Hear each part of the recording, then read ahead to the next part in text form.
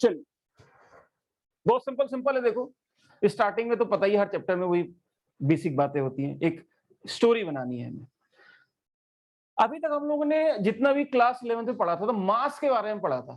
मास की एनर्जी लिख रहे हो, मास का फोर्स लिख रहे हो, राइट, मास के मोशन पढ़ रहे हो, मास ही मास के बारे में पढ़ रहे थे अपन ने, और कोई दूसरी चीज उठाई ही नहीं, फंडामेंटली दूसरी चीज। इस चैप्टर में हम लोग चार्जेस के बारे में पढ़ते हैं, चार्जेस के फोर्स के बारे में पढ़ते हैं जिसको कूलम्स लॉ आगे बोलेंगे, चार्जेस की एनर्जी के बारे में बोलेंगे पढ़ेंगे जिसको हम पोटेंशियल आगे बोलेंगे, चार्जेस के बीच में इंटरेक्शन देखेंगे जिसमें वेक्टर एडिशन का रूल लगेगा। डिफरेंट डिफरेंट चार्जेस के इंटरेक्शन के बारे में पढ़ना है। लेकिन चार्जेस से पहले के इंटरेक्शन के बारे में पढ़ने से पहले चार्ज के बारे में तो पढ़ लें। चार्ज की क्या प्रॉपर्टीज है, चार्ज किस चीज को फॉलो करता है, कंजर्वेशन प्रिंसिपल को करता है कि नहीं करता, ऐसी छोटी छोटी बातों को लिख लेते हैं एक एक मिनट में, ठीक है। कभी कभी स्कूल में पूछ भी लेते हैं व्हाट इज चार्ज, लिख नहीं पाओगे, व्हाट इज चार्ज, वो भी लिख लेते हैं। सो हेडिंग डालो चार्ज और चार्ज की प्रॉपर्टीज। बहुत फर्जी डेफिनेशन है। इट इज द इंट्रिंसिक, अंदरूनी प्रॉपर्टी, लिखना है नोट्स में, of matter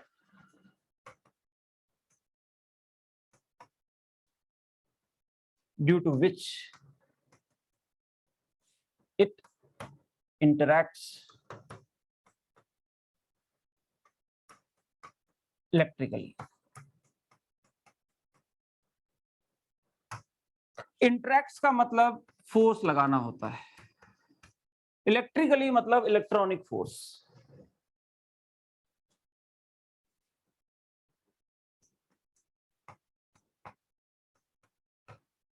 it can be plus minus और जीरो, ये तो पता ही है आपको। It's SI unit is coulomb. ये कूलम साइंटिस्ट का नाम। मान लो किसी तिवारी ने किया होता तो हो सकता है तिवारी लिखा होता, तो घबराना नहीं है कूलम ये क्यों लिखा है, कौन है कूलम, उसका नाम है एक्चुअली कूलम। रिप्रेजेंट कर लेंगे इसके पहले अल्फाबेट से C। यानी कभी भी आपके सामने ऐसे में बनाऊंगा, एक मैंने स्फीयर बनाया, रेडियस लिखी यहाँ पे ऐसे प्लस प्लस बनाया, और मैं यहाँ पे अगर मैंने लिख दिया 20 MC, तो तुरंत समझ जाओगे ये क्या है। इसके ऊपर जो मैंने चार्ज, पॉजिटिव चार्ज दिया उसका मैग्नीट्यूड है। M का मतलब क्या है, मिली, ये तो आपको सफिक्स तो पता ही हो गए होंगे, राइट। मिली जूल, मिली कूलम, मिलीमीटर, तो मिली, किलो। छोटे होंगे जनरली चार्जेस, जो हम चार्जेस के साथ डील करेंगे उसमें माइक्रो और मिली आएंगे। माइक्रो इज 10 की पावर -6 और मिली इज 10 की पावर माइनस। छोटे छोटे चार्जेस के साथ डील करना है हमें, राइट। बहुत बड़े चार्जेस हो जाएंगे तो फिर तो खत्म हो जाएगी कहानी, स्पार्किंग हो जाएगी। मिली कूलम वाला चार्ज हैंडेबल है, जो उसमें करंट के अंदर फ्लो कर रहा है ना, मिली कूलम वायर के अंदर जो फ्लो कर रहा है। और जो बादलों से बिजली गिरती है वो फ्यू कूलम है। अब सोचो, उतनी बड़ी बिजली की बात नहीं करेंगे, छोटी छोटी बिजली की बात करेंगे। अच्छा, ये वेक्टर नहीं है, चार्ज कैसी क्वांटिटी है, स्केलर, छोटी छोटी बातें। आगे लिख लिया सर? एक मिनट है, एक मिनट सर, नहीं से थोड़ा सा लास्ट वाला। ये है चार्ज, स्केलर है, ये यूनिट है इसको मेजर करने की, right. It's intrinsic property of matter. आगे बढ़े,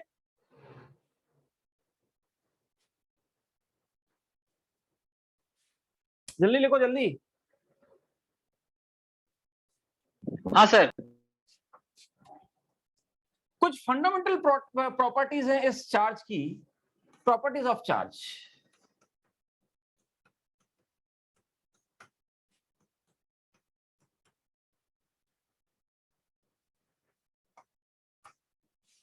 सबसे पहली एडिटिविटी,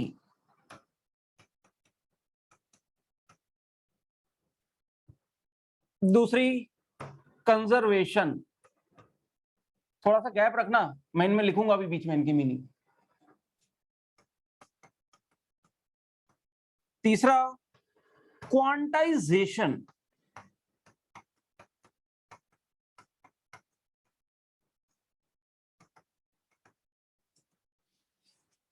इन तीनों को समझाना अपने आप में समझना बड़ी बात है। एडिटिविटी का मतलब क्या है? देखो, जब हम किन्हीं दो कोई ऐसी चीज जिसको जोड़ने के लिए वेक्टर की जरूरत नहीं पड़ती, फिर से सुनो मैंने क्या बोला, जब किसी भी चीज को ऐड करने के लिए, यानी अगर मैं 1 किलो घी में 4 किलो शक्कर डालूं, टोटल मास कितना हो जाएगा, तो उसके लिए दिमाग लगाना या सीधा इट्स नॉर्मल एडिशन। लेकिन अगर बोलो कि 10 न्यूटन का फोर्स इधर लग रहा है, उस पर 20 न्यूटन का फोर्स ऐसे लगाया, तो रिजल्टेंट फोर्स क्या होगा? क्या वहां पे भी सिंपल एडिशन है या वहां पे डायरेक्शन का रोल है? तो जब डायरेक्शन का रोल आता है तो उसे बोलते हैं सुपरपोजिशन। जब डायरेक्शन का रोल नहीं आता तो उसे बोलते हैं एडिटिविटी। तो जो चीज एल्जेब्रिकली ऐड हो जाए उसको एडिटिविटी बोलते हैं, राइट? जनरली स्केलर क्वांटिटी में एडिटिविटी लग जाता है, बट हमेशा नहीं। मोमेंट ऑफ इनर्शिया में नहीं लगता था। Ix plus Iy equal to Iz होता था, और वो दूसरे में md स्क्वायर ऐड करते थे, तो हर जगह एडिटिविटी भी नहीं लगती, राइट? लेकिन स्केलर चार्जेस में लगती है। 4 coulomb charge plus 3 coulomb charge is 7 coulomb charge. Vector में भी एडिटिविटी नहीं, सुपरपोजिशन लगता है वहां। सो मैथ्स ने ये एडिशन के तरीकों को डिफाइन कर रखा है यूजिंग डिफरेंट डिफरेंट नेम्स। रुको, कोई बच्चा ना आया, 1 मिनट देना मुझे।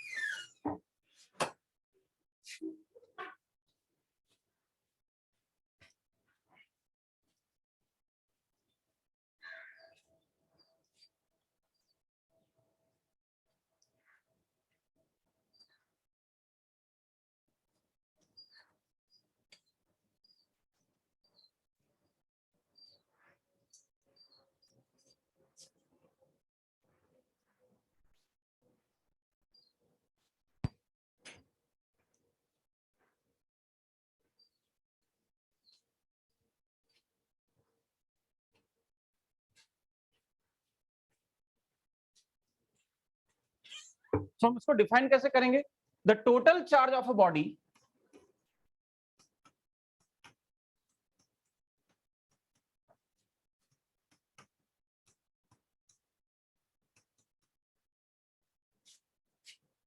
is the algebraic sum of its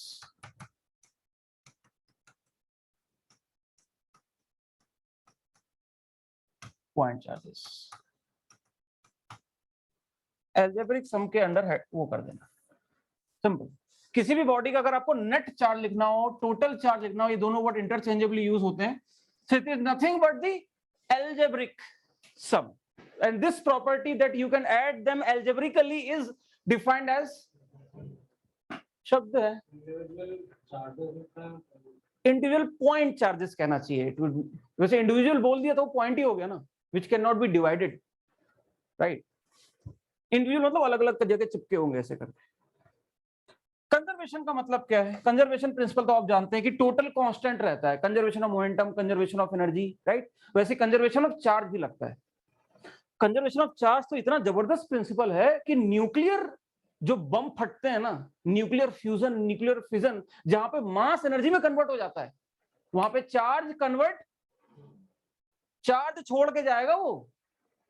अगर मास को एनर्जी में कन्वर्ट करना हुआ और उसके अंदर अगर चार्ज है, तो वो चार्ज को एजेक्ट करके जाएगा किसी फॉर्म में।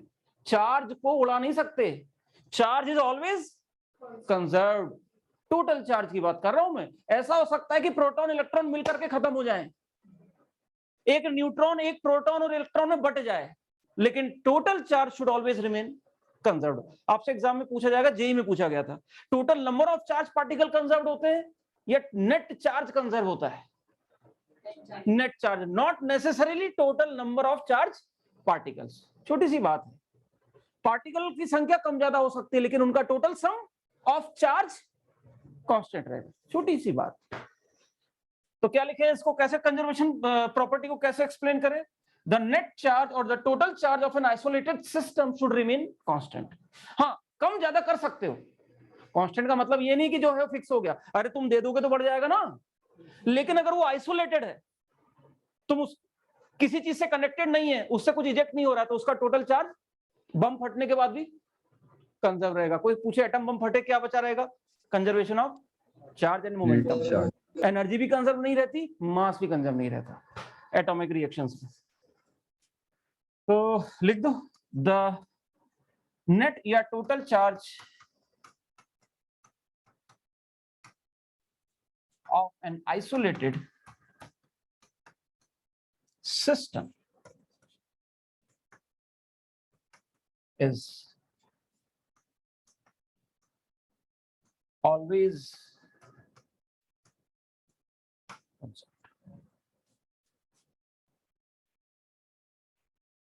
तीसरी और जो सबसे इंटरेस्टिंग प्रॉपर्टी है क्वांटाइजेशन।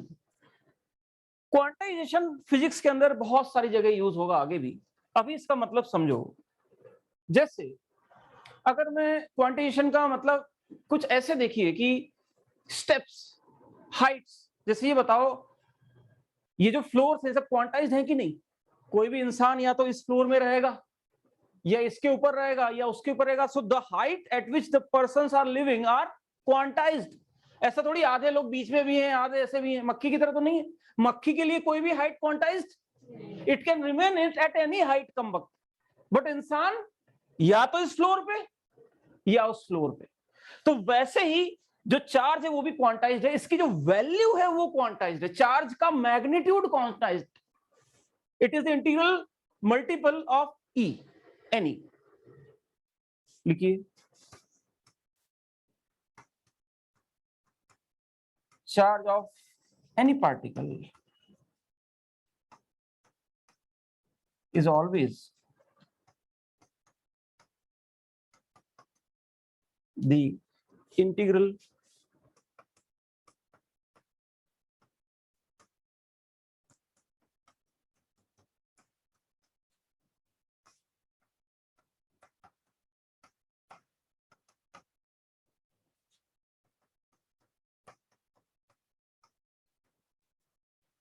E।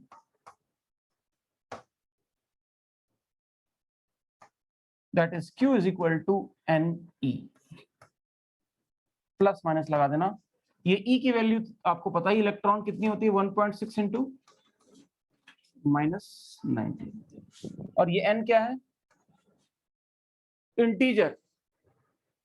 N क्या है? ये क्या होना चाहिए? इंटीजर का मतलब -3, -2, -1, 1, 2, 3। इंटीजर मतलब ये इंटीग्रल, इंटीजर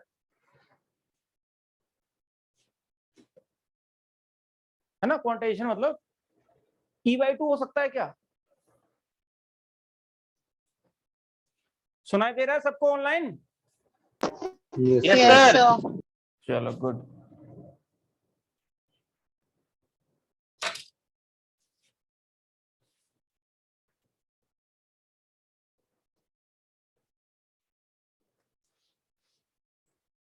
सिंपल सी चीजें, 3 प्रॉपर्टी। चार्ज की कितनी प्रॉपर्टीज?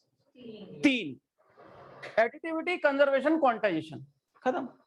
एक छोटा सा क्वेश्चन करते हैं, जनरली बच्चों को डाउट आ जाता है। Which of the following are possible?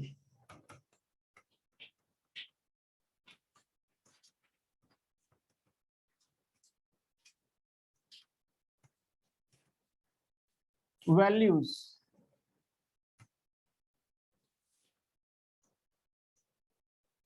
charges Q1 equal to 100.1 E, Q2 equal to minus under root of E, Q3 is equal to 3E minus 2.5 E, D, Q4 is equal to 1.67 C, E, Q5 is equal to 2 into 10⁻⁶ C। बताओ इनमें से कौन कौन सी possible है? Question समझ में आया ना? Which of the following are possible, इसमें से कौन सी सही तरीके से लिखी हुई है? ए पॉसिबल है क्या? क्यों नहीं है? क्या दिक्कत है? 100 तो है, लेकिन 0.1 ई हो गया। 0.1 ई नहीं हो सकता, या तो 101 होगा या 102 होगा। Simple, right. ये रूट में क्या दिक्कत है? अंदर तो पूरा है ना। लेकिन जब रूट से बाहर निकालोगे तो ये ई से छोटा हो जाएगा, राइट। तो है ना, रूट ऑफ ई भी पॉसिबल, डाउट तो नहीं आ रहा, रूट ऑफ ई, मान लो 4 होगा इसमें तो भाग 2 आएगा। लेकिन अंदर ई लिखा है ना यार, ई, ई क्या है, रूट ऑफ क्यू थोड़ी बोला है मैंने, ई क्या है 1.6 इंटू 10 to the minus 19। जब बाहर निकालोगे तो आप खुद ही सोचो ये क्या हो जाएगा, इसको मैं लिख सकता हूँ 4 इंटू 10⁻⁻10, पॉसिबल है क्या ये, ऐसे देख के लग रहा है बट एक्चुअली में ऐसे ये भी पॉसिबल नहीं है। याद रखना रूट के अंदर आ गया ना ई, कैसे निकालोगे, आ रही बात समझ में, Q3 ये पूरा ये अधूरा, सिंपल सी ई, ये भी पॉसिबल है, ये ई नहीं है सी है कूलम अरे कुलम्ब, ये तो बड़ी यूनिट है ना, ये होगा सर। ये हो सकता है। 10 मिनट में मीटिंग एंड हो जाए तो भागना मत, दोबारा रिज्वाइन कर लेना, आज ही बस दिक्कत है आज की। ये बात समझ में आई, सी Yes, तो हो sir. सकते हैं, ई नहीं हो सकते, क्योंकि coulomb is a very big unit, right, coulomb is a very big unit, तो उसके अंदर फ्रैक्शन करोगे तो अभी इससे मल्टीप्लाई जब आप करोगे ना 10⁻19 तो ये एक रैशनल नंबर बन जाएगा, राइट। तो it is the Q should be integral multiple of E, मतलब ये इंटीग्रल मल्टीपल ऑफ 1.6 इंटू 10⁻⁻19 होना चाहिए। आई बात समझ में, integral multiple of this thing, very simple, ये चीज बिल्कुल पॉसिबल है। देखो -6 के साथ मल्टीप्लाई करोगे, जब वो लिखोगे n तो इंटीजर आ जाएगा, clear, D D D for donkey, ये बी फॉर बॉम्बे, यार बेसिकली मैथमेटिकली तो वो वैसे आप लिख दोगे बट अंदर ये नहीं आ सकता ना, रूट के अंदर आ गया ना ये, क्यूब रूट ले लो, ऐसे तो बहुत सारे फंक्शन पॉसिबल है। हाँ प्रॉब्लम आ जाएगी जब रूट ई और ई के साथ आप सोर्स निकालने लग जाओगे, तब गड़बड़ हो जाएगी। इसमें क्योंकि ये टूट गया ना, ये ई का ये कितना हुआ, अगर इसको सॉल्व करो तो ये e/2 हुआ ना, e/2 कहां पॉसिबल है यार, ई से छोटा नहीं हो सकता, लेकिन ई बहुत छोटा है, तो ये छोटे नंबर के आगे वो बहुत ही छोटा है। एग्जाम में पूछा जाता है कि why do we take any values of charges for the calculation of force in the bodies, does it not basically contradict the quantization principle, तो आंसर बोलोगे no, because the value of basic unit is so less that even at this order we will always get an integral multiple of e's। आपसे पूछा जाएगा exam में कि क्यों हम charge को मिलीकुलम में माइक्रोकुलम में लिख देते हैं, क्या ये वॉलेट करता है क्या क्वांटाइजेशन प्रिंसिपल को, तो आप क्या कहोगे, बिल्कुल नहीं जी, ये दिखने में बहुत छोटा है लेकिन जो हमारी यूनिट है वो इससे भी कई गुना छोटी है। So even with this smaller number we get huge number of e's which all are integers, so it's the integral multiple of e, right, e/3 नहीं हो सकता, e/2 नहीं हो सकता, 2 ही हो सकता है। क्या दिक्कत है, 2e क्यों नहीं हो सकता, इंटीग्रल मल्टीपल नहीं है 2e, लेकिन 1.5 e नहीं हो सकता, 1.5 c हो सकता है, सिंपल। लिखिए क्वेश्चन और,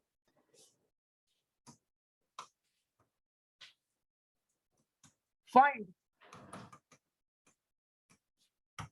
E का मतलब इलेक्ट्रॉन है, number of electrons in 1 coulomb charge,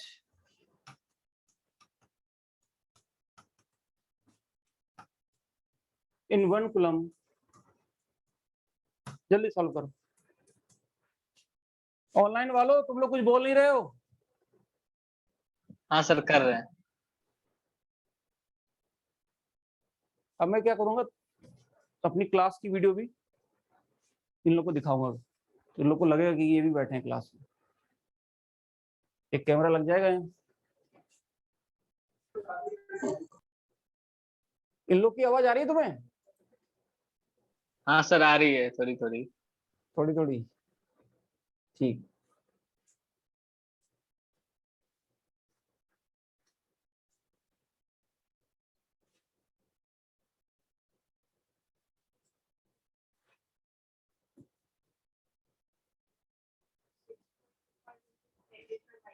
six 6.25 into 10⁻18 Q equal to n e. अब यहाँ पे साइन मत डाल देना इलेक्ट्रॉन का, ये ई हमने मैग्नीट्यूड की तरह लिया। Q की वैल्यू कितनी लेनी है जी? 1 coulomb will be equal to, ये n इंटीजर निकालना है और ये हो जाएगा 1.6 इंटू 10⁻⁻19 कूलम्ब। ये यूनिट से यूनिट गई, नंबर आ जाएगा n will be equal to 6.25 into 10⁻18। तो कितना आ गया? 6.25 इंटू, अब आप सोच लो इतना बड़ा नंबर मल्टीप्लाई होने वाला है। अब इस नंबर को तुम 2.1, 7.2, 2 माइक्रोकुलम, 2 नैनोकुलम से भी करोगे तो ये तो 18 है? सबको इंटीजर बना देगा ये, ठीक है। चलिए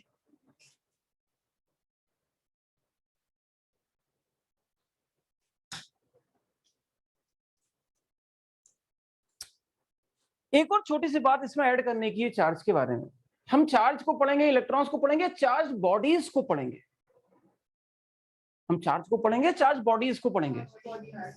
चार्ज अलग है, बॉडीज अलग है भाई। बॉडी में तो प्रोटॉन भी होंगे, न्यूट्रॉन भी होंगे।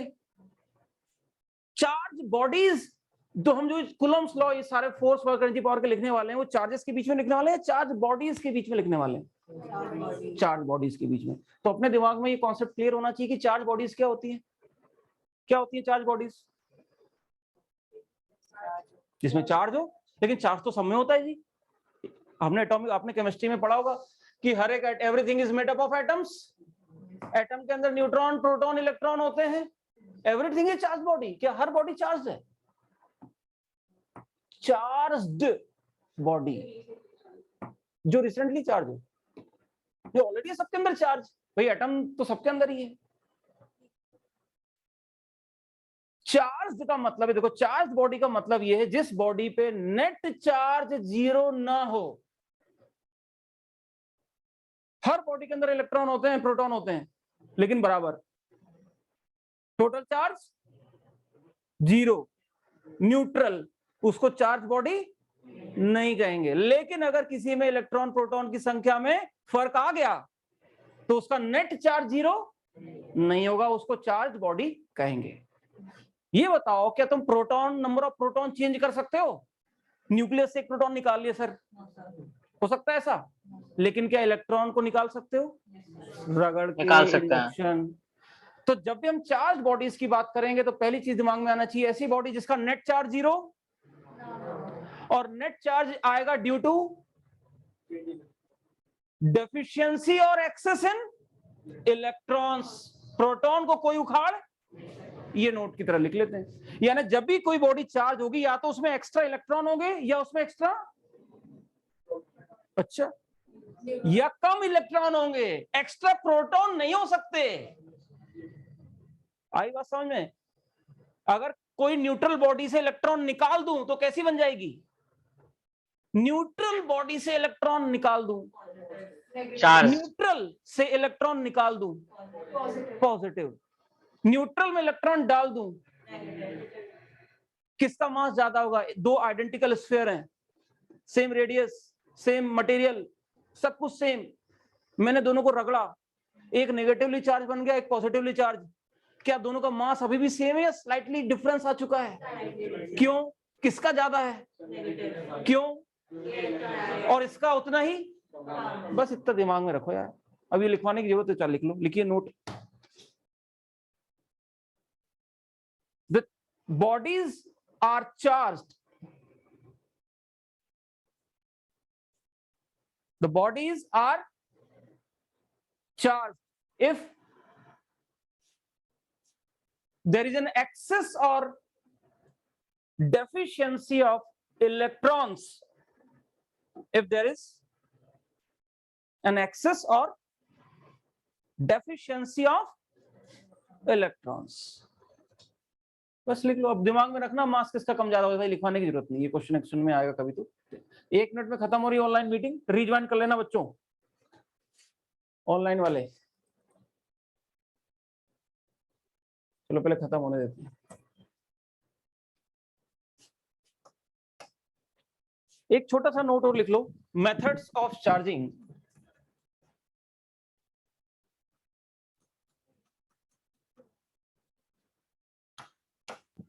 सर